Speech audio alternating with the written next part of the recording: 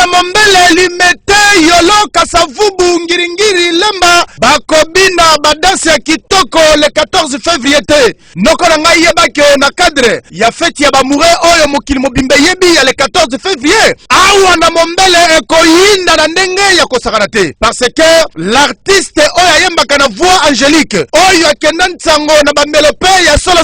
yinani Didier Lacoste Mukentonga pangi maifudre akobeta mobange na ndule awa na espace otoma oyo akenda ntango kotoyo noko na ngai number 1 ya babar nyoso tu ya Mombele espace otoma ekokitisa bino Lacoste Mukentonga awa le 14 février ekoyinda na ndenge ya defate boyebake Didier Lacoste akoyama bene groupe na ye mobimba bokozwa penza barumba ya solo donc le 14 février ekozala terrible yokelanga eloko oyo tokutana bongo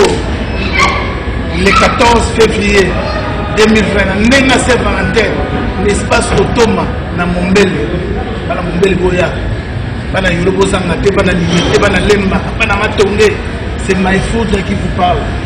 na lela bino boya ebele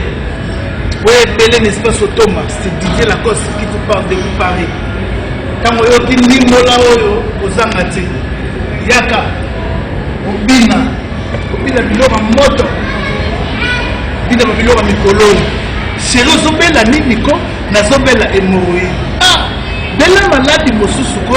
ata malaria c'est my foutre le 14 février 2020 tala yo mwana yolo ezala kasavubu oh yolo nord yolo sud awa na limete lemba partout oyo zomi noko na ngai yebake soki ozangi esika ya kolekisa le 14 février yeba deja ke awa na Mombele na espace otoma number 1 ya Mombele mobimba awa Didier Lacoste akoyindisa mabe na mobange na ndule ekozala somo betala deja moninga lisolo ayebaka ke barumba ya solo ya le 14 février ekobeta mande awa na espace otoma na Mombele ekozala opesi mbwa aboyi